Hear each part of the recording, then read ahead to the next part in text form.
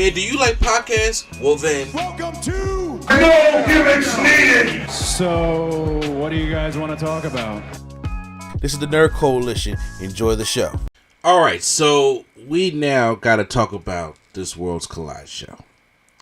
We gotta talk about it. Now, it's just me rocking out for the rest of the way of the podcast by myself. So, Worlds Collide took place in LA, just like Money in the Bank did in Inglewood, California, and they were in the building, the Kia Forum. And I believe it's the Forum where the Lakers used to play back in the day, and they kind of like remodeled and stuff. So they did this. It was right across the street from where Money in the Bank was going to be. It started at 3 p.m. and then Money in the Bank started at 7, and they had another 5-match card. Now I will sit here and say this for you: I have not watched any AAA. Like, a lot of the international wrestling stuff, as much as a fan of wrestling I am, I've watched New Japan more than I've watched AAA. Because I honestly, I don't know where to get AAA stuff. And I know you can watch some things on YouTube, stuff like that. I have not watched much AAA, to be completely honest with you. And after watching Worlds Collide, I am disappointed in myself that I did not go out and watch AAA. Because the performers on here, this show, in my personal opinion, when it comes to the mat wrestling, was better than Money in the Bank.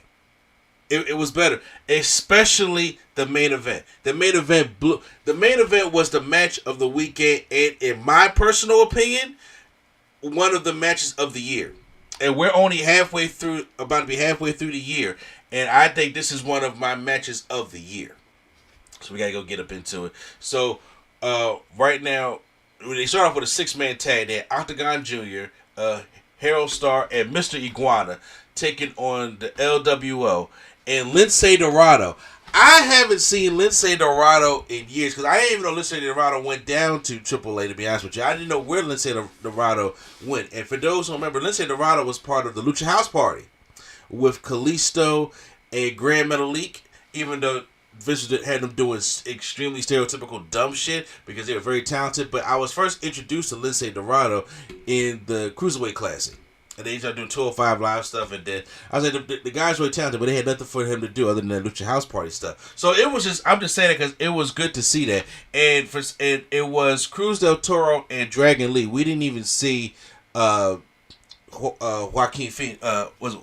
Wild, to be honest with you. So, I was like, okay, but let me tell you something. You know who the star of this match was? Mr. Iguana. I didn't know nothing about him because it's like a dumb gimmick, but he's good at it, and he has this like little pet iguana that the first thing when he picked it up and was doing moves with it, the first thing it reminded me of was the Cobra that Santino Marella used to have, right?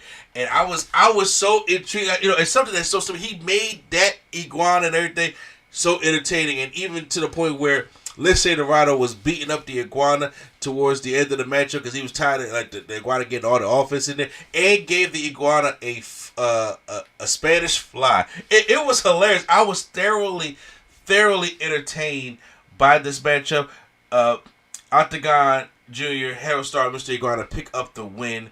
Octagon Jr. pinned Lince Dorado, and then the crowd was Dominic Mysterio, and they got some words which headed them to have a match over at Money in the Bank. Now, over at what I didn't say Money in the Bank is a lot of people was talking about Mr. Iguana. I would have loved to see you talking about entertaining. You talking about actually putting that stuff on the card. I would have enjoyed seeing Mr. Iguana against Dominic Mysterio. Of course, it was going to lose. Of course, they were going to lose. But I was just like, but I was like, I can't believe how entertained this guy is making it right now. I can't believe that.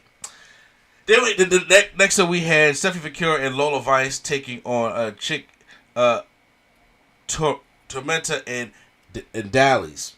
I've been saying these things wrong. It was a short little tag team match, and like I said, I'm not getting to. I don't have the play-by-play, but let me tell you one thing though. If I ever needed to see a tag team Devil's Kiss, Lola Vice is the one that needs to be in there with it. And I'm telling you right now, they were doing they did a tag team Devil's Kiss, and I'm telling you right now, I pay attention to what he did or something in the match, because that thing was just replaying over and over in my mind, and me doing the Booker T, yeah.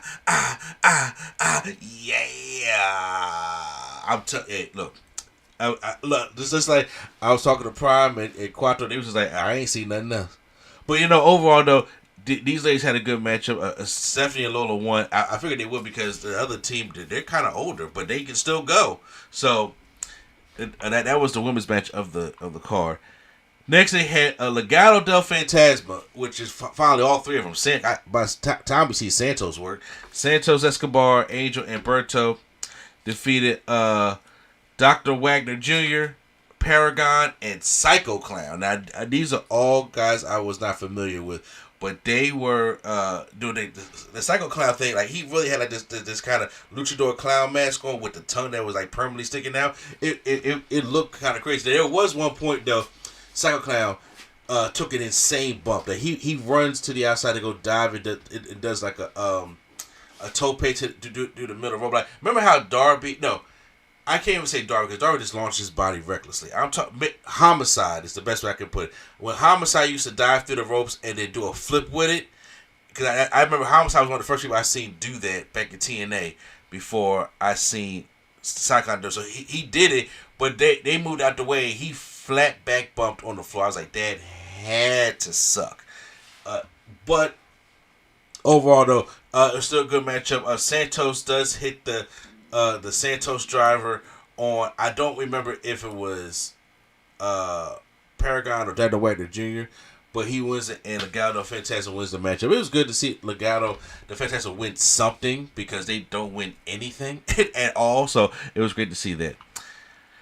Now, if I didn't see the main event, then this would have been the match of the night for me, and it was a fatal four-way for the NXT North American Championship. We had Ethan Page taking on Javon Evans, taking on Laredo Kid, taking on Ray Phoenix. I'm telling you, every time Javon Evans and Ethan Page get in the ring together, it's a bad match is not in their sentence.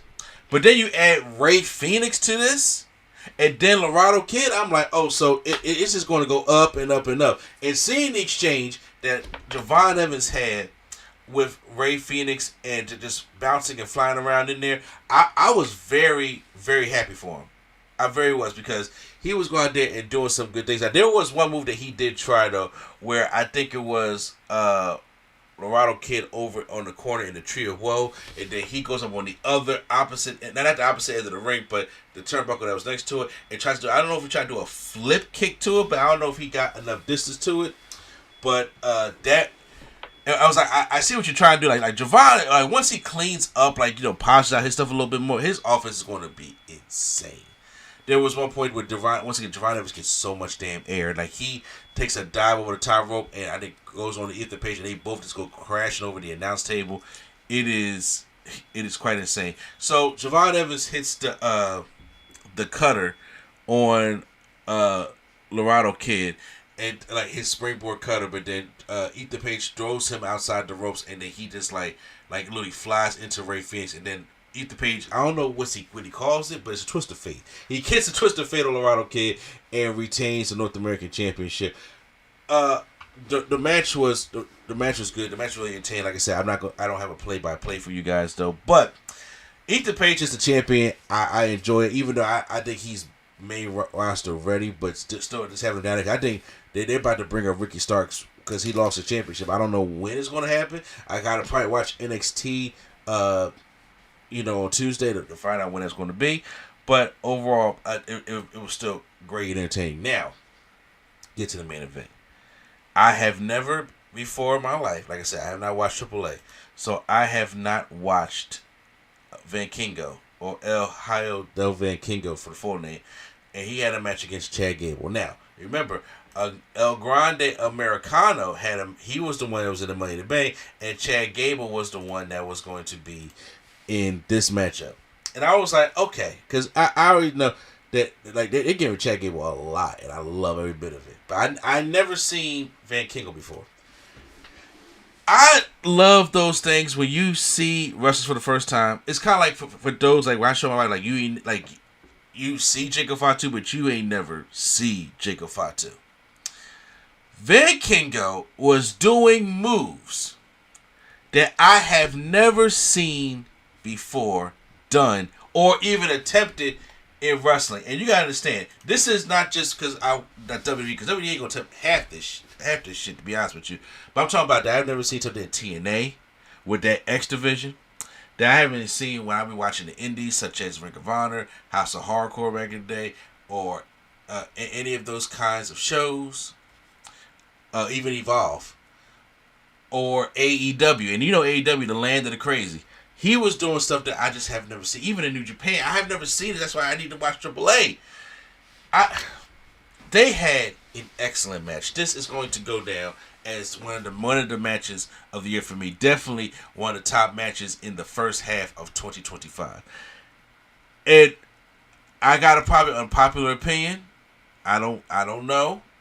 You can argue with me, and you have a right to, and you probably are right. But to me, Van Kingo does a smoother 630 than Ricochet do. Ricochet does a smooth 630, but Van Kingo was doing flips with short amount of space. Like there was one time when him and Gable was on the outside, and he's bouncing on the ropes, like walking the tightrope in a way, and does a 630 senton to the outside on the back of Gable. I said, what? What? I was experiencing that, and then when Gable gets back into the ring, Van Kingo's on the corner, but he's balanced on the middle rope, facing outside the ring. Follow me here. And what he does is, as he's bouncing, he just literally off a bounce.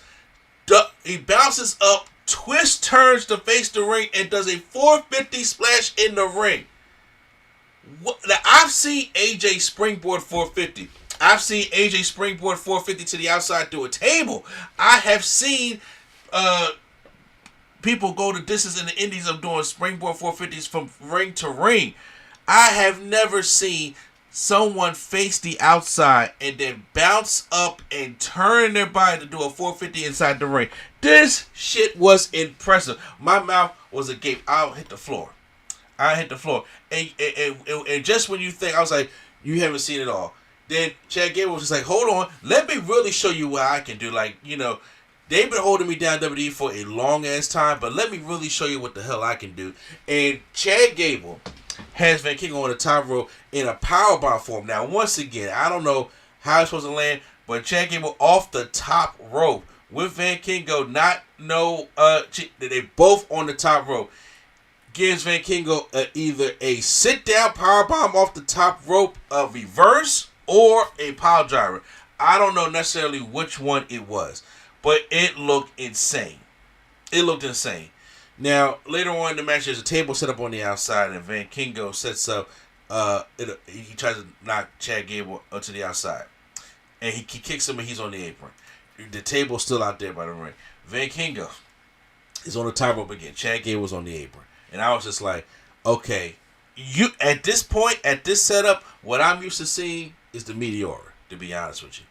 And I'm like, okay, it's probably going to be the Meteor that's going to be coming. But, no, not Van Kingo. Van Kingo gets on the top turnbuckle post, and they don't even have the turnbuckle post that WWE used to having.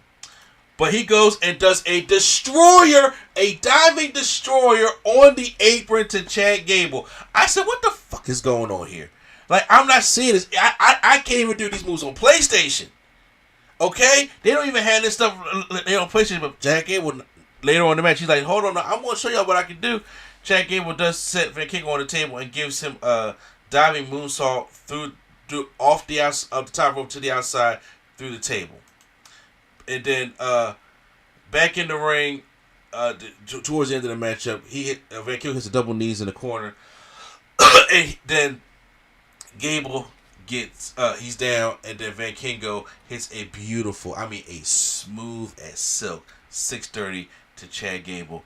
Those are just some. There were way more highlights that happened. Those are just some of the highlights that happened in that matchup.